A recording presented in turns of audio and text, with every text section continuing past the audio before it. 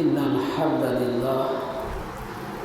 الحمد لله نحمده ونستعينه من يهده الله فلا مضل له ومن يضلل فلا هادي له وأشهد أن لا إله إلا الله وحده لا شريك له وأشهد أن محمدا عبده ورسوله أما بعد فإن خير الحديث كتاب الله وخير هدي محمد وشر الأمور محدثاتها وكل محدثة بدعة وكل بدعة ضلالة وكل ضلالة في النار.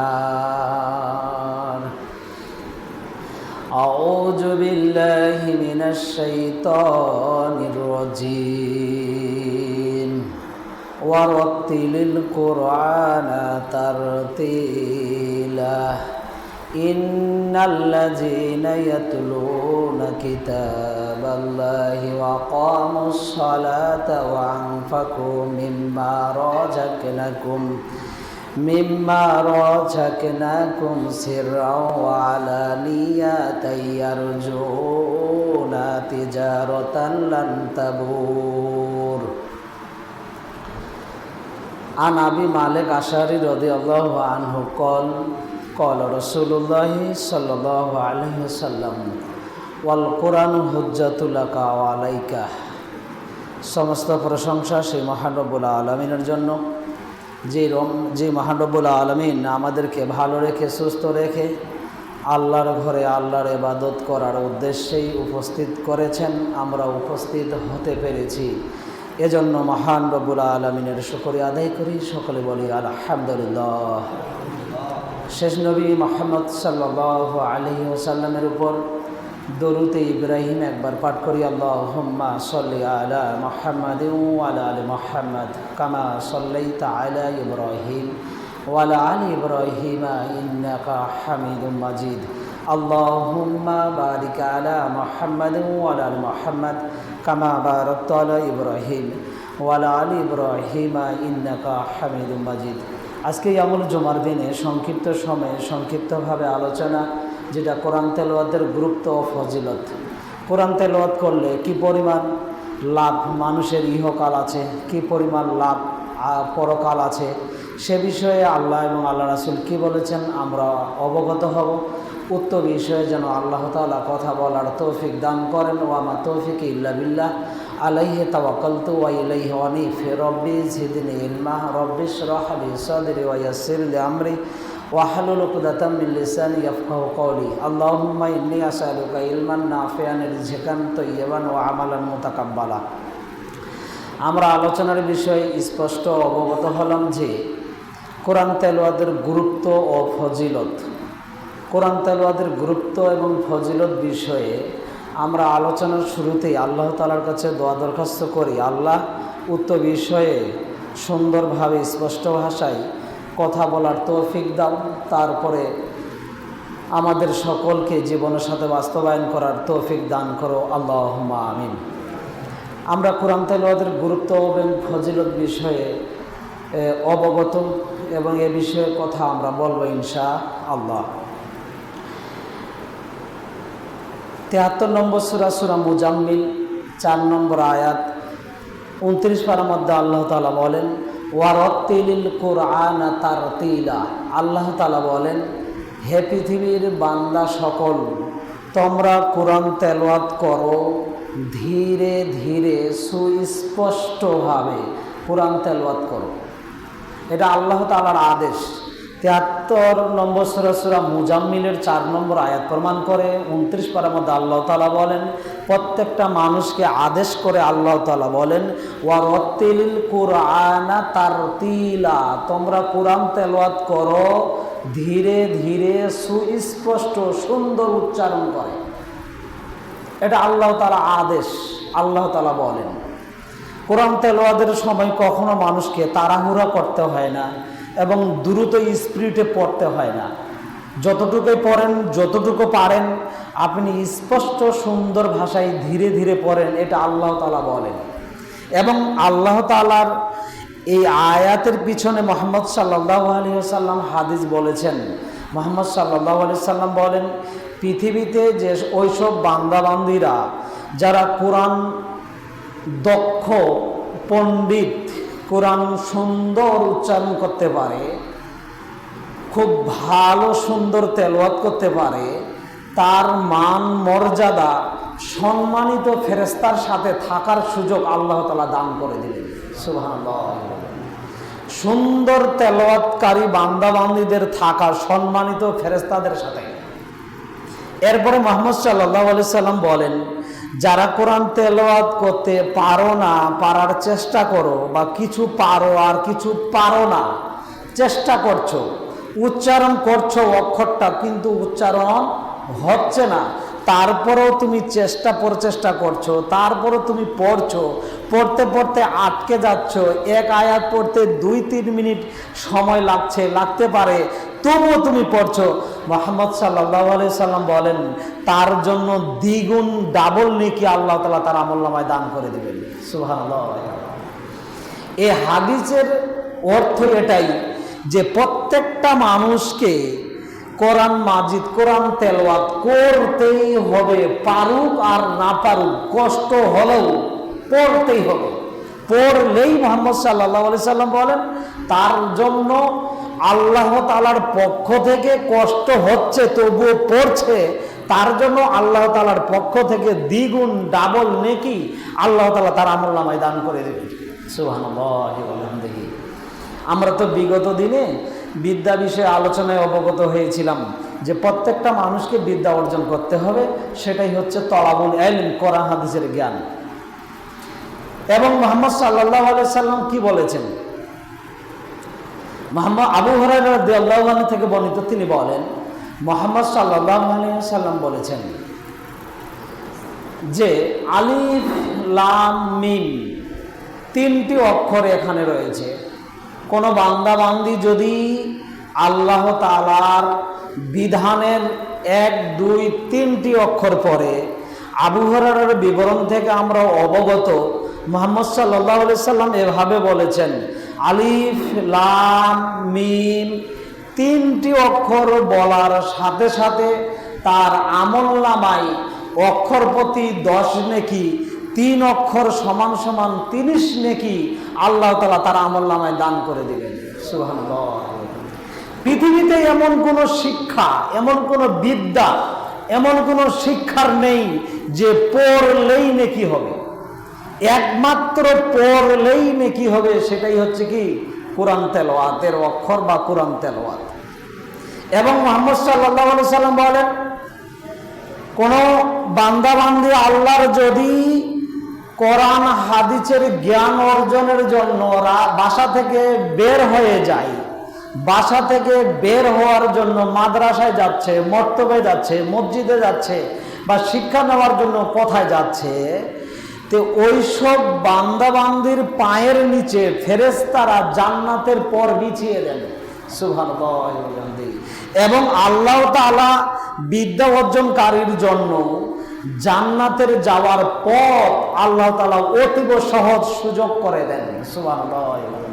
আমলে আমরা পড়িনি, পড়লেই নাকি শুরু, আর পড়ার জন্য রাস্তায় চললে আমার পায়ের নিচে আল্লাহর আদেশে ফেরেশতারা জান্নাতের পর বিছিয়ে দিয়েছে, পরের উপর দিয়ে আমরা পাও হেঁটে অতিক্রম করে আমরা সেই প্রতিষ্ঠানে যাচ্ছি। এবং মুহাম্মদ সাল্লাল্লাহু আলাইহি সাল্লাম বলেন, যদি তোমরা হেঁটে যাও তাহলে তোমার জন্য জান্নাতের পথ আল্লাহ তাআলা সহজ করে দিবেন। সুবহানাল্লাহ। তাহলে দেখেন, পড়লেই নাকি শুরু, যাওয়া শুরু করলেই জান্নাতের পথে যাওয়া শুরু, জান্নাতের যাওয়ার পথ আল্লাহ তাআলা সহজ করে দিবেন। এখন বিষয়টি দেখেন, আবি মালিক আশআরী রাদিয়াল্লাহু আনহু থেকে বর্ণিত, তিনি বলেন মুহাম্মদ সাল্লাল্লাহু আলাইহি সাল্লাম বলেছেন, ওয়াল কোরআনু হুজ্জাতুল লাকা আও আলাইকা, প্রত্যেক বান্দা বান্দির কোরআন মাজিদ বিচারের দিন পক্ষে বিপক্ষে কাজ করবে। আমার এবং আপনার যেদিন বিচার হবে, যেদিন বিচার আল্লাহ তাআলা করবেন, সেদিন কোরআন মাজিদ ওয়াল কুরআনু হুজ্জাতুল লাকা ওয়া আলাইকা, কোরআন মানুষের পক্ষে কথা বলবে, কোরআন মানুষের বিপক্ষে কথা বলবে। এখন আমি এবং আপনি যদি কোরআন মাজিদ পড়ি, আমার এবং আপনার যদি বিচার করা হয় বিচারের দিন, সেদিন কোরআন আল্লাহকে বলবে, আল্লাহ এই বান্দা বান্দি তোমার এতটুকু কোরআন হাদিসের জ্ঞান অর্জন করেছিল, এতটুকুই রেগুলারই সে পড়েছিল, আজকে কোরআন মাজিদ আমি তার পক্ষ হয়ে সাক্ষী দিচ্ছি, তাকে আজকে ক্ষমা করে দেওয়া হোক। আল্লাহ তাআলার কাছে কোরআন মাজিদ জোরালোভাবে আমার এবং আপনার জন্য তেলাওয়াত করার কারণে জোরালো সুপারিশ আল্লাহ তাআলার কাছে করবেন, এবং কোরআন মাজিদের জোরালো সুপারিশ আল্লাহ তাআলা গ্রহণ করে তাকে ক্ষমা করে দিয়ে আল্লাহ তাআলা তাকে জান্নাত দান করবেন। সুবহানাল্লাহ। পরকালে আমার এবং আপনার পক্ষে বড় সুপারিশের মাধ্যম কোরআন মাজিদ। যদি আমি এবং আপনি কোরআন মাজিদ না পড়ি, বাসায় মসজিদে মাদ্রাসায় যদি কোরআন হাদিস রেখে দেই, একদিনও গোটা বছর যদি না পড়ি, তাহলে বিচারের দিন কোরআন মাজিদ আমার এবং আপনার বিপক্ষে কথা বলবে, আল্লাহকে বলবে যে আল্লাহ আমি কোরআন মাজিদ তোমার বিধান পৃথিবীতে ছিলাম, তাদের মসজিদে ছিলাম, বাসায় ছিলাম, এবং মতবখানায় ছিলাম, পাঠাগারে ছিলাম, বিভিন্ন লাইব্রেরিতে ছিলাম, কোনোদিন তারা এক আয়াত পড়েনি। আজকে তার হিসাবটা জটিল এবং কঠিনভাবে নেওয়া হোক, তাহলে সেদিনের অবস্থা কি হবে? এরপরে আরো বিষয় রয়েছে। মুহাম্মদ সাল্লাল্লাহু আলাইহি সাল্লাম বলেন, অক্ষর প্রতি যদি 10 নেকি হয়, তাহলে আমরা অবগত যে কোনো বান্দা বান্দি যদি সুবহানাল্লাহ বলে, আলহামদুলিল্লাহ বলে, সুবহানাল্লাহ কেউ যদি বলে, সুবহানাল্লাহ বলার সাথে সাথেই এখানে 60টি অক্ষর রয়েছে, 7 10 70টা নেকি আল্লাহ তাআলা তার আমলনামায় দান করে দিবেন। সুবহানাল্লাহ। এবং আলহামদুলিল্লাহ, যেমন আমরা আলোচনার ভূমিকাতে বলেছি, আল্লাহর প্রশংসা করেছি, আলহামদুলিল্লাহ। আলহামদুলিল্লাহ বললে এখানে 8টি অক্ষর রয়েছে, 8টি অক্ষর 8 10 80। আলহামদুলিল্লাহ বলার সাথে সাথে আল্লাহ তাআলা তার আমলনামায় 80টি নেকি দান করে দিবেন। সুবহানাল্লাহ। এরপরে মুহাম্মদ সাল্লাল্লাহু আলাইহি সাল্লাম বলেন, কোন বান্দা বান্দি আল্লাহর যদি লা ইলাহা ইল্লাল্লাহ বলতে পারে, লা ইলাহা ইল্লাল্লাহ বললে এখানে 10টি নেকি রয়েছে, 10টি অক্ষর রয়েছে, 10টি অক্ষর 10 দিয়ে গুণ দিলে লা ইলাহা ইল্লাল্লাহ বলার সাথে সাথে তার আমলনামায় 100 নেকি আল্লাহ তাআলা দান করে দিবেন। সুবহানাল্লাহ। এবং মুহাম্মদ সাল্লাল্লাহু আলাইহি সাল্লাম বলেন, কোন আদম সন্তান যদি আল্লাহু আকবার জিকির বলে, তাহলে আল্লাহু আকবার শব্দটি বললে সেখানে 8টি অক্ষর রয়েছে, তাহলে 8টি অক্ষর সমান সমান 10 দিয়ে গুণ দিলে তার আমলনামায় 80টি নেকি আল্লাহ তাআলা দান করে দিবেন। সুবহানাল্লাহ। তাহলে আমার সাথে একবার বলেন, সুবহানাল্লাহ, আলহামদুলিল্লাহ, লা ইলাহা ইল্লাল্লাহ, আল্লাহু আকবার। এই যে আমি আপনাদেরকে নিয়ে এই 4টি তাসবিহ পাঠ করলাম, সুবহানাল্লাহ, আলহামদুলিল্লাহ, লা ইলাহা ইল্লাল্লাহ, আল্লাহু আকবার, এই যে 4টা তাসবিহ আমরা পাঠ করলাম, 4টি বাক্য আল্লাহ তাআলার কাছে প্রিয়। মুহাম্মদ সাল্লাল্লাহু আলাইহি সাল্লাম বলেন, এই 4টি বাক্য সমপরিমাণ 330টি নেকি আল্লাহ তাআলা তার আমলনামায় দান করে দিবেন। সুবহানাল্লাহ।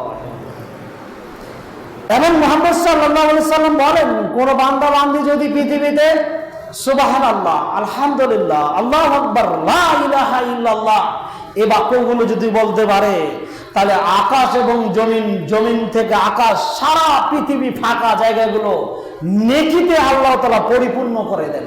সুবহানাল্লাহ। তাহলে আল্লাহ তাআলার কাছে নেকি অর্জন করার অন্যতম একটি মাধ্যম হচ্ছে কোরআন তেলাওয়াত করা এবং কোরআন হাদিসের অক্ষরগুলো পড়া, আল্লাহর প্রশংসা জ্ঞাপন করা, আল্লাহর শুকরিয়া আদায় করা, আল্লাহর জিকির আজকার করা। এবং আমরা একটু পবিত্র কোরআনের পরিসংখ্যা বুঝি। আমরা তো পবিত্র কোরআন সকলে জানি, মনে হয় কারো জানা থাকতে পারে। পবিত্র কোরআন অংশ ভিত্তিক পরিসংখ্যান সমূহ, পবিত্র কোরআনে অক্ষর রয়েছে 3,11,200। পবিত্র কোরআনে কত অক্ষর রয়েছে?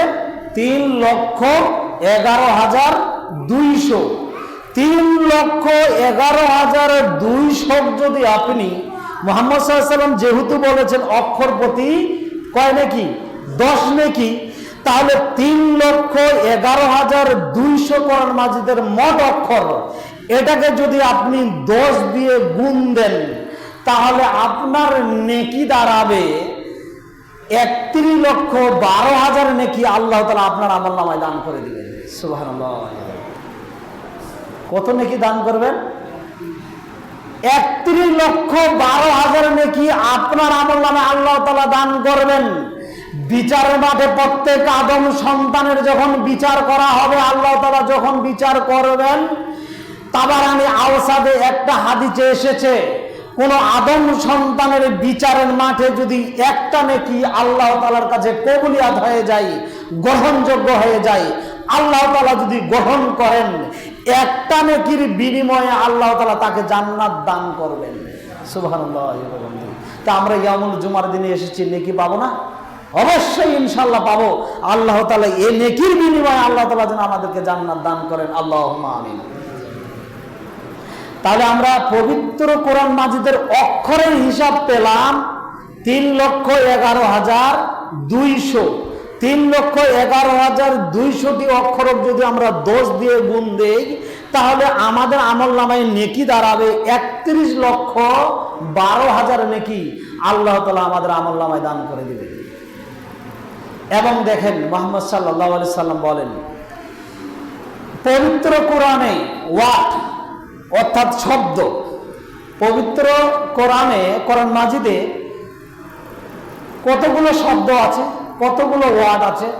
পবিত্র কোরআনে শব্দ ওয়ার্ড রয়েছে 70,200।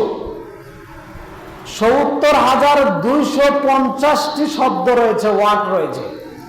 এবং পবিত্র কোরআনে আয়াত রয়েছে 6,236টি। আমি নিজেই অজস্র পরিশ্রম করে, আমরা কিন্তু আগে জানতাম যে 6,666টা আয়াত, তারপরে যখন আমরা লেখাপড়া করে দেখলাম যে আসলে তো 6,666টা আয়াত ভুল, 6,236টা আয়াত এড়ে সঠিক। তখন আমি 3 দিন ধরে 2-1 আমার সাথে হেল্প নিয়ে কোরআন মাজিদের আয়াত গণনা করা আর রুকু গণনা করা শুরু করে দিলাম। সময় লেগেছিল প্রায় 3 দিন।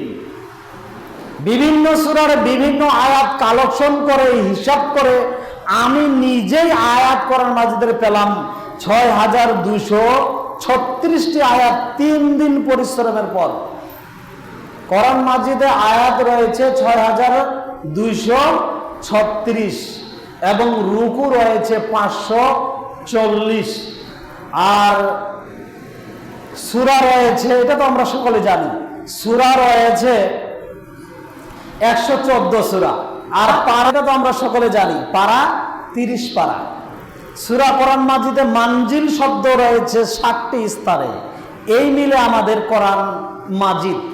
এবং কোরআন মাজিদ কয়টি অক্ষর দিয়ে কোরআন মাজিদ তৈরি আর কয়টি অক্ষর দিয়ে হাদিস তৈরি? যেই 29টা অক্ষর দিয়ে কোরআন মাজিদ তৈরি, সেই 29টা অক্ষর দিয়ে হাদিস তৈরি। সুবহানাল্লাহ। কোরআন মাজিদ আপনি পড়েন, ওই সমপরিমাণ অক্ষর প্রতি 10 নেকি, ওই অক্ষরগুলো দিয়েই আপনি হাদিস পড়েন, অক্ষর প্রতি সমান সমান আপনার আমলনামায় 10 নেকি করে আল্লাহ তাআলা দান করে দিবেন। এই 29টা অক্ষর দিয়ে গোটা কোরআন মাজিদ তৈরি, এই 29টা আরবি অক্ষর দিয়ে হাদিস তৈরি। এবং দেখেন, এই যে আমরা কিছুক্ষণ আগে 3,11,200 কোরআন মাজিদের অক্ষর পেলাম, আমার এবং আপনার কাছে প্রশ্ন যে 31,12,000 নেকি কেমনে পাবো, কেমনে পাওয়া সম্ভব? আমরা তো কিছুক্ষণ আগে অবগত, কোরআন মানুষের পক্ষে কথা বলবে বিচারের দিন, কোরআন মানুষের বিপক্ষে কথা বলবে বিচারের দিন। এবং এই নেকিটা কিভাবে অর্জন করব? 112 নম্বর সূরা ইখলাস 4টি আয়াত 30 পারার মধ্যে আল্লাহ তাআলা বলেন, 112 নম্বর সূরা ইখলাস 4টি আয়াত 30 পারার মধ্যে আল্লাহ তাআলা বলেন, সূরা ইখলাস কেউ যদি একবার তেলাওয়াত করে, একবার পাঠ করে, তাহলে মুহাম্মদ সাল্লাল্লাহু আলাইহি সাল্লাম বলেন যে সূরাটা আমরা জানি, বিসমিল্লাহির রহমানির রহিম, কুল হুয়াল্লাহু আহাদ আল্লাহুস সামাদ লাম ইয়ালিদ ওয়া লাম ইউলাদ ওয়া লাম ইয়াকুল লাহু কুফুয়ান আহাদ। মুহাম্মদ সাল্লাল্লাহু আলাইহি সাল্লাম বলেন 112 নম্বর সূরা ইখলাস কেউ যদি 4 আয়াত 30 পারার মধ্যে একবার তেলাওয়াত করে, একবার পাঠ করে, একবার পড়ে, তাহলে পড়ার সাথে সাথেই কোরআন মাজিদের 10 পারা একটানা দেখে পড়ে জেনে কি হবে, সেই পরিমাণ নেকি আল্লাহ তাআলা তার আমলনামায় দান করে দিবেন। সুবহানাল্লাহ। এরপরে মুহাম্মদ সাল্লাল্লাহু আলাইহি ওয়াসাল্লাম বলেন সূরা ইখলাস কেউ যদি 2 বার পড়ে, তাহলে 20 পারা কোরআন মাজিদ দেখে পড়ে জেনে কি হবে, সেই পরিমাণ নেকি আল্লাহ তাআলা তার আমলনামায় দান করে দিবেন। এরপরে মুহাম্মদ সাল্লাল্লাহু আলাইহি ওয়াসাল্লাম বলেন 112 নম্বর সূরা ইখলাস 4 আয়াত 30 পারার মধ্যে সূরা ইখলাস যদি কেউ রেগুলারলি প্রতিদিন 3 বার তেলাওয়াত করতে পারে, 3 বার পাঠ করতে পারে, গোটা 30 পারা কোরআন, 114 সূরা, 6,236টি আয়াত, 70,250টি শব্দ ওয়াট এবং 3,11,200টি অক্ষর তো দেখে পড়ে জেনে কি হবে, সূরা ইখলাস 3 বার তেলাওয়াত করলে গোটা 30 পারা কোরআন, 114 সূরা দেখে পড়ে জেনে কি হবে, সেই পরিমাণ নেকি আল্লাহ তাআলা তার আমলনামায় দান করে দিবেন। সুবহানাল্লাহ। সেই নেকিটা কত দাঁড়াবে আমরা কিছুক্ষণ আগে হিসাব দিলাম, 31,12,000 নেকি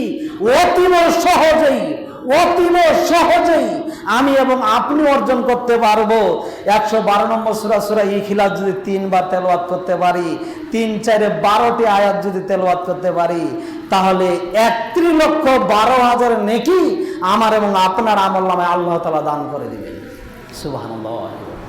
এরপরে মুহাম্মদ সাল্লাল্লাহু আলাইহি সাল্লাম ফজিলত হিসেবে বলছেন 109 নম্বর সূরা কাফিরুন, আমরা তো ভালোভাবে জানি 109 নম্বর সূরা কাফিরুন, যেই সূরাটি আপনি 30 পারার মধ্যে পাবেন, আয়াত রয়েছে মাত্র 6টি। মুহাম্মদ সাল্লাল্লাহু আলাইহি সাল্লাম বলেন সূরা কাফিরুন, কুল ইয়া আইয়ুহাল কাফিরুন, এই মর্মে 6টি আয়াত শুরু থেকে শেষ পর্যন্ত 6টি আয়াত সূরা কাফিরুন যদি 4 বার তেলাওয়াত করতে পারে, পাঠ করতে পারে, তাহলে গোটা কোরআন মাজিদ দেখে পড়ে জেনে কি হবে, সেই পরিমাণ নেকি আল্লাহ তাআলা তার আমলনামায় দান করে দিবেন। সুবহানাল্লাহ। তাহলে আমি আমার আলোচনায় কোরআন তেলাওয়াতের গুরুত্ব এবং ফজিলতে আমি বলে থাকি, প্রত্যেকটা মানুষকে প্রতিদিন একটি আয়াত হলেও, একটি সূরা হলেও, এক রুকু হলেও, এক পারা হলেও পড়তেই হবে, পড়তে সে বাধ্য।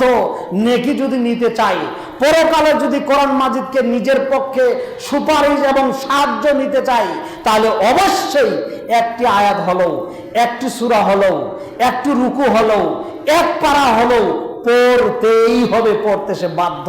আল্লাহ তাআলা আমাদের সবাইকে পড়ার তৌফিক দান করুক, আল্লাহুম্মা আমিন। সূরা ইখলাস 3 বার পড়লে গোটা 30 পারা কোরআন মাজিদ দেখে পড়ে জেনে কি হবে, সে নাকি আল্লাহ তাআলা দান করবেন। সূরা কাফিরুন 109 নম্বর সূরা কাফিরুন 6 আয়াত 4 বার দেখে, 4 বার পাঠ করলে 30 পারা কোরআন দেখে পড়ে জেনে কি হবে, সেই পরিমাণ নাকি আল্লাহ তাআলা দান করবেন। এবং আল্লাহ তাআলা কি বলেন,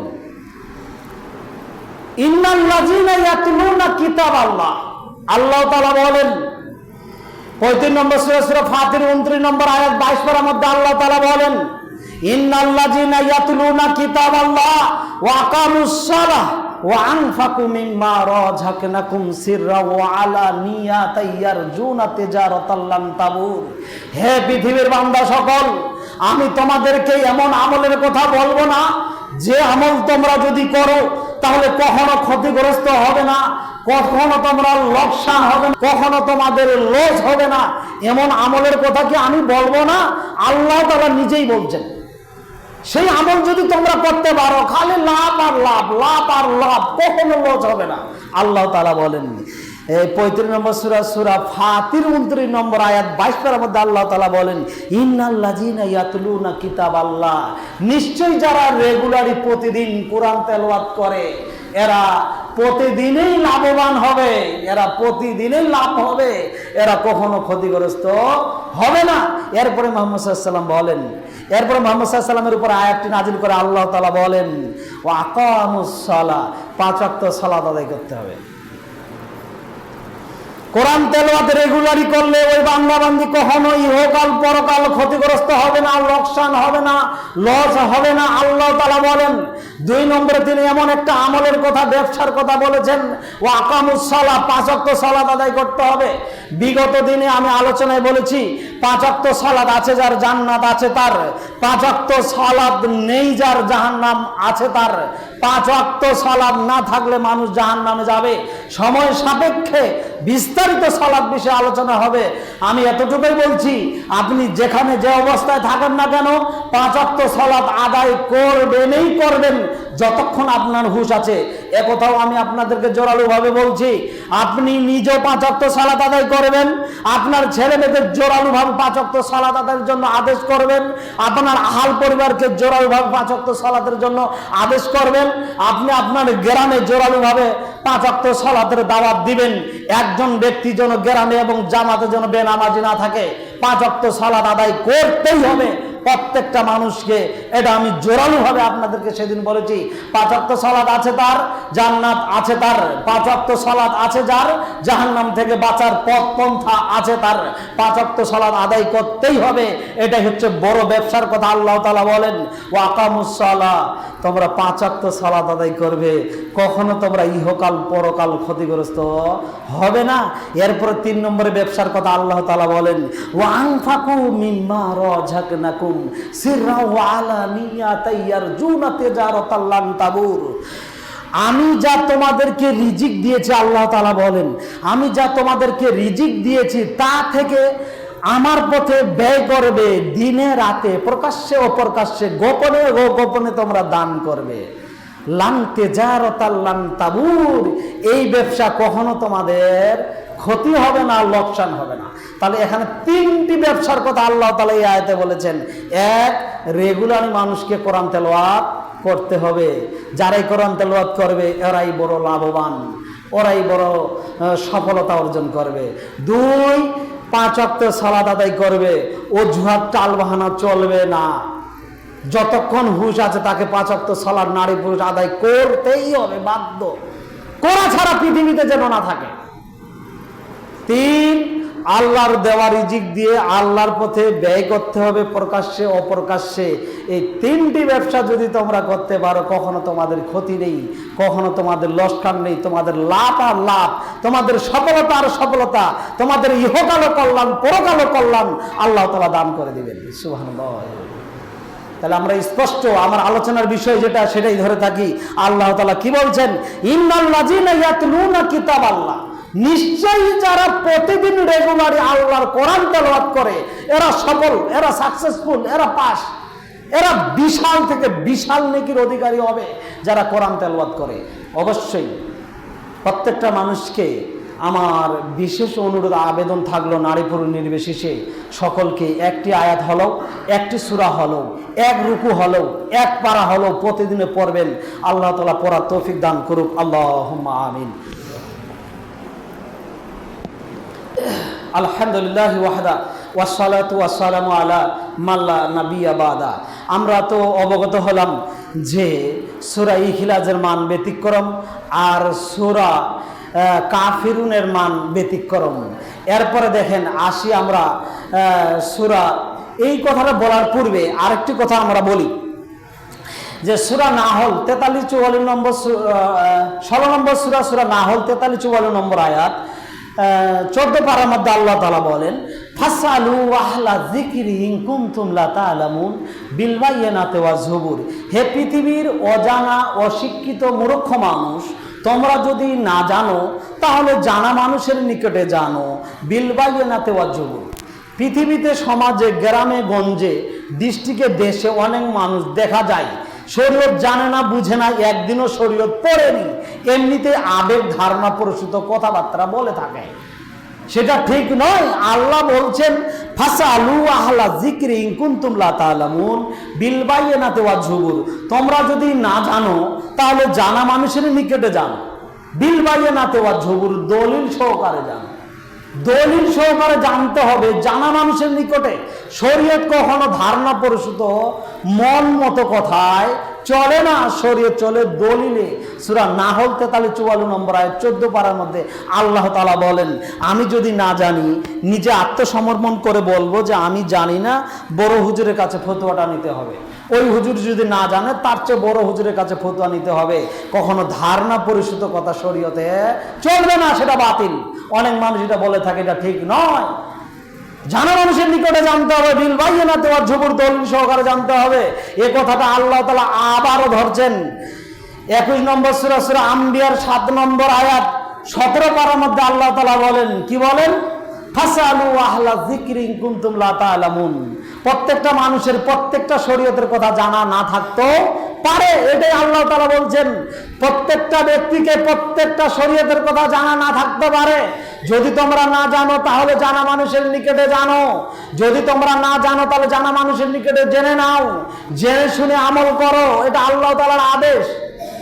এরপরে দেখেন 113 নম্বর সূরা ফালাক আর 114 নম্বর সূরা নাস। এটা তো আমরা জানি।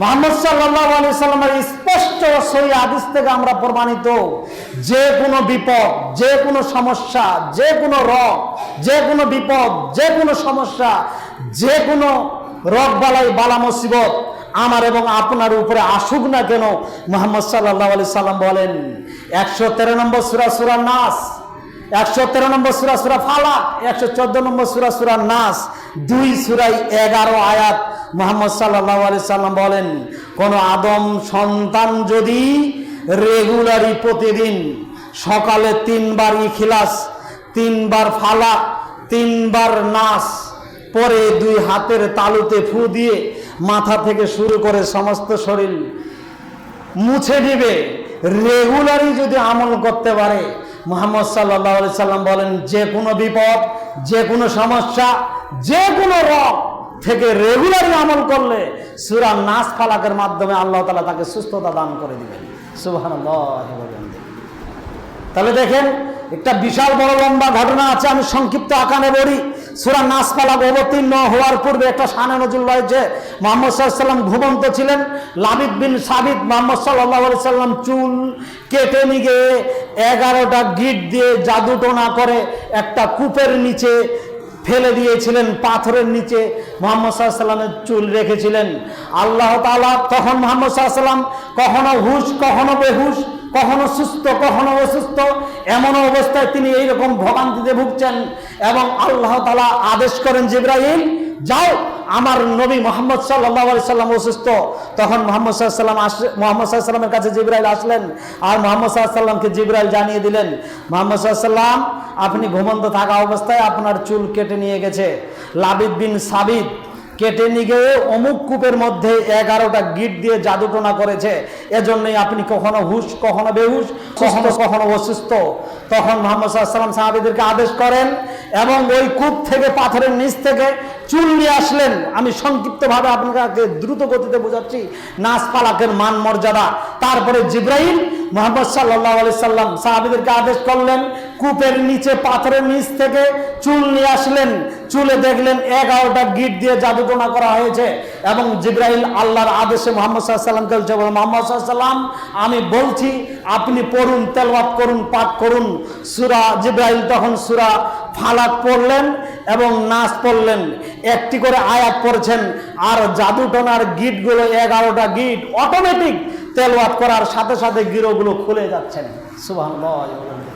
সূরা নাস ফালাক তেলাওয়াত করা শেষ, মুহাম্মদ সাল্লাল্লাহু আলাইহি সাল্লাম ফুল একবারে সুস্থতা এবং একবারে সুস্থ হয়ে গেলেন। সুবহানাল্লাহ। তাহলে যে কোনো জাদুটোনা, আপনি বিশ্বাস করবেন না, যে কোনো জাদুটোনাকে ধ্বংস ধূলিসাৎ করেই দিবে। তার 1 নম্বর বড় হাতিয়ার হচ্ছে সূরা নাস আর সূরা ফালাক। আপনার বাড়িতে দেখবেন সমস্যা লেগেছে, ছেলে মেয়ের আত্মীয় স্বজন। একটা আমার ঘটনায় রয়েছে আমার নিজ ভাইয়ের দ্বারাই। যাই হোক, আজকে সময় সংকীর্ণ বলবো না, অন্য সময় সাপেক্ষে বলবো। যাই হোক, যে যখন দেখবেন কোনো আপনার গ্রামে কোনো ব্যক্তির যে শয়তানি ধরেছে, ধরবে এ কথাই ঠিক, কিন্তু তাৎক্ষণিক আপনার কোনো মাহানের কাছে, কোনো গণকের কাছে, কোনো অন্যান্য ঝাড়ফুঁক নেবেন না। 1 নম্বর ফর্মুলা গ্রহণ করবেন সূরা নাস ফালাক। নাস ফালাক দিয়ে তাকে ঝাড়তে থাকেন, ফুকাতে থাকেন, তার শরীর স্পষ্ট করতে থাকেন। বরঞ্চ নাস ফালাক করে তার শরীরে পানি ঢালেন, পানি খাওয়ান। ইনশাআল্লাহ যত বড়ই সমস্যা হোক না কেন, যত কঠিন এবং জটিল শয়তান তাকে ধরুক না কেন, নাস ফালাকের কাছে আত্মসমর্পণ করে ছেড়ে যেতে হবে, তাকে ধ্বংস হতেই হবে। আল্লাহ তাআলা এই সূরা নাস ফালাক বড় হাতিয়ার, বড় ঔষধ, বড় চিকিৎসা হিসেবে নাযিল করেছে, যা আল্লাহ তাআলা আমাদের জীবনে বাস্তবায়ন করার তৌফিক দান করুক। আল্লাহুম্মা আমিন। এটা আপনারা রেগুলারই পড়বেন। প্রতিদিন সকালে সূরা ইখলাস 3 বার পড়ে 30 পারা কোরআন মাজিদের নেকি লুটে নেবেন এবং নাস ফালাক 3 বার এবং নাস 3 বার পরে গোটা শরীর মুছে নেবেন, সার্বজনীন বিপদ থেকে বাঁচার জন্য, সার্বজনীন রোগ থেকে বাঁচার জন্য। এরপরে আরেকটি বিপদ থেকে বাঁচার কথা আমি আপনাদেরকে বলি। 21 নম্বর সূরা আম্বিয়া 87 নম্বর আয়াত, 16 পারার মধ্যে আল্লাহ তাআলা বলেন, যেটা আমরা সকলেই জানি কিন্তু আমল করি না। আমল করলেই তো বুঝতে পারতাম যে এর মান মর্যাদা কি। যেমন ইউনূস নবী যেটা দোয়া করেছিল আল্লাহ তাআলার কাছে। 21 নম্বর সূরা আম্বিয়া 87 নম্বর আয়াত, 16 পারার মধ্যে আল্লাহ তাআলা দোয়া শিক্ষা দিয়েছেন, যেমনটা ইউনূস নবী বলেছেন এবং আমাদের নেতা মুহাম্মদ সাল্লাল্লাহু আলাইহি ওয়াসাল্লাম বলেছেন, তোমাদের জন্য আরেকটি বিপদ থেকে আরো দোয়া আমি শিক্ষা দিচ্ছি। তোমরা যদি বলতে পারো লা ইলাহা ইল্লা আনতা সুবহানাকা ইন্নী কুনতু মিনাজ জালিমিন। এটা আমরা জানি না? জানি, কিন্তু আমলে আমাদের ঘাটতি রয়েছে। মুহাম্মদ সাল্লাল্লাহু আলাইহি ওয়াসাল্লাম বলেন, যে কোনো বিপদ থেকে বাঁচার আরেকটা অন্যতম দোয়া, সেই দোয়াটাই হচ্ছে 21 নম্বর সূরা আম্বিয়ার 87 নম্বর আয়াত। মুহাম্মদ সাল্লাল্লাহু আলাইহি ওয়াসাল্লাম বলেন, যে কোনো বিপদে যদি তোমরা পড়ো তাহলে সেই বিপদ থেকে আল্লাহ তাআলা তোমাকে রক্ষা করবে। যেমন ইউনূস নবী মাছের পেটে গিয়েও আল্লাহকে বলেছিল লা ইলাহা ইল্লা আনতা সুবহানাকা ইন্নী কুনতু মিনাজ জালিমিন। পৃথিবীর কেউ কোনো বাচ্চা, কোনো নেতা নেত্রী ইউনূস নবীকে দেখতে পায়নি, একজন দেখতে পেয়েছে, তার নাম কি? আল্লাহু আকবার। যখন ইউনূস নবী বলেছে, আল্লাহ সত্যিকারে তুমি ছাড়া কোনো মাবুদ নেই, কোনো ইলাহ নেই, প্রশংসা আমি তোমারই করছি, মহিমা কৃতজ্ঞতা জ্ঞাপন আল্লাহ তোমারই করছি, এবং জালেমিন আমি জুলুম করেছি, আমি বাড়াবাড়ি করেছি, আমি নিজের প্রতি অন্যায় করেছি, আমি স্বীকৃতি দিচ্ছি আল্লাহ তুমি ছাড়া সত্যিকারে কোনো ইলাহ নেই, প্রশংসা তোমার, মহিমা তোমার, তোমাকে ডাকছি, তোমাকে ছাড়া কাউকে ডাকি না, তোমার ছাড়া কারো কাছে আমি আশ্রয় গ্রহণ করি না, তুমি সত্যিকারী স্রষ্টা একজন আল্লাহ। যখন এই ইউনূস নবী মাছের পেটে ভয়াবহ বিপদে পড়ে এ দোয়া পাঠ করেছে, আল্লাহ তার দোয়া শুনে খুশি হয়ে গেছে। আল্লাহ বলছে যে সত্যিকারের প্রভু আমাকে মেনে নিয়েছে, আমার এই শুকরিয়া কৃতজ্ঞতা জ্ঞাপন করেছে, আমি আল্লাহ তাআলা ইউনূস নবীকে মাছের পেট থেকে বাঁচিয়ে দিলাম। সুবহানাল্লাহ। তাহলে দেখেন, এরকম বিপদের সম্মুখীন কিন্তু আমরা একজনও হইনি। যেমন নবী এবং রাসূলুল্লাহ জটিল এবং কঠিন বিপদের সম্মুখীন হয়েছেন, তবু তারা অধৈর্য হয়নি, তবু তারা আল্লাহকে ডাকাতে কখনো ঘাটতি করেনি। যেমন আরেকটি আপনি দেখেন, আরেকটি ঘটনা যে আল্লাহ ভরসা, আল্লাহকে কেমন স্মরণ করত। ফেরাউন মূসাকে পিটাচ্ছেন, এটা আমরা জানেন না? ফেরাউন মূসাকে পিটাচ্ছেন, পিটাতে পিটাতে মূসা এক পর্যায়ে সমুদ্রের কাছাকাছি পড়ে গেছেন। তখন মূসার অনুসারীরা বলছে, এখন তো আমরা ধরা পড়ে গেলাম, এখন তো আমাদের ফেরাউনের দলবল আমাকে ধরবে, আমাদেরকে শেষ করে দিবে, এখন আর আমাদের মনে বাঁচার সুযোগ নাই। কে বলছিল? মূসার অনুসারীরা বলছিল। তখন মূসা কি বলছিল? কখনো নয়, সম্ভব, অসম্ভব। যেই আল্লাহ আমাকে আদেশ করে দিন প্রচারের জন্য মাঠে নামিয়েছে, সেই আল্লাহ, সেই স্রষ্টাই আমাকে বাঁচার পথ বের করে দিবেন। কিভাবে দিবেন আমি মূসা জানি না, কিন্তু আমি আল্লাহর উপরে ভরসা, আল্লাহ আমাকে পথ বের করে দিবেন। তখন এইভাবে যখন মূসা ঈমানের তেজে বলছিলেন, তখন আল্লাহ সমুদ্রের পানিকে বলল, সমুদ্রের পানি মূসার যাতায়াতের জন্য রাস্তা ব্যবস্থা করে দাও। তখন পানি দুই পাকে দুই দিক হয়ে একটা বিশাল বড় রাস্তায় পরিণত হয়ে গেল, আর মূসা পার হয়ে ওই পারে চলে গেলেন। সুবহানাল্লাহ। তাহলে দেখেন, এর নাম কি? ঈমান। এর নাম কি? তাওয়াক্কুল, আল্লাহ ভরসা। এর নাম কি? আল্লাহর উপরেই ভরসা করে ছেড়ে দেওয়া। বাঁচা মরা আল্লাহর হাতে, বাঁচালে তিনি বাঁচাবেন, মারলে তিনি মারবেন, কোনো মানুষকে মারতে পারবে না। তাহলে আমি আপনাদেরকে বুঝাচ্ছিলাম যে কোরআন তেলাওয়াত রেগুলারই করতে হবে, এবং কোরআন তেলাওয়াতের নেকি অর্জন করতে হবে, এবং কোরআন তেলাওয়াত মানুষের পক্ষে কথা বলবে। বাকি আলোচনাগুলো আমরা পরের সপ্তাহে, আরও অনেক কথা রয়েছে কোরআন তেলাওয়াতের গুরুত্ব এবং ফজিলত বিষয়ে। আর এরপরে আরও কথা রয়েছে যে আজকে একটু বলি যে অনেক মানুষ অনেক মন্তব্য করে থাকে যে ইয়ামুল জুমার দিনে রেগুলারই একটা সূরা হুজুর পড়ে কেন? আমি 5 ওয়াক্ত সালাতের চার্ট বিভিন্ন হাদিস থেকে কালেকশন করেছি, এবং বিভিন্ন সূরা এবং আয়াত মুহাম্মদ সাল্লাল্লাহু আলাইহি সাল্লাম কীভাবে মিলাতেন তার আজকে একটা বলি। মুহাম্মদ সাল্লাল্লাহু আলাইহি সাল্লাম যতদিন পৃথিবীতে বেঁচে ছিলেন, যতদিন ঈদুল ফিতর, ঈদুল আজহার সালাত আদায় করেছেন, যতদিন তিনি ইয়ামুল জুমার দিন সালাত আদায় করেছেন, ততদিনেই তিনি প্রথম রাকাত 87 নম্বর সূরা সূরা আলাক, আর 88 নম্বর সূরা কি গাশিয়া, এই দুই সূরা তিনি পড়তেন। এই সূরা দুটা ইয়ামুল জুমার দিনা তেলাওয়াত করা সূরা মিলা আল্লাহ রাসূলের পক্ষ থেকে গুরুত্বপূর্ণ সুন্নাহ।